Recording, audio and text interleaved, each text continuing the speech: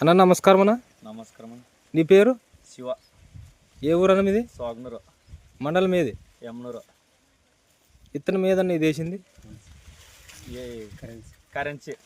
ఎన్ని ఎకరాలు వేసినారు? 2 ఎకరాలు. 2 ఎకరాల. ఇప్పుడు ఎన్ని రోజుల పైరు ఇది? ఇది 110. 110 అయిందా? ఎట్టుందని ఇప్పుడు వరకు పైరు?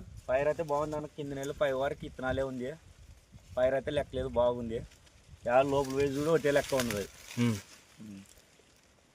ఏమన్నా తెగులు రావడం ఏమన్నా ఉందా? తెగులు లేదు, ఏం లేదు. 2 మాటలు మందు కొట్టినాం అంతే.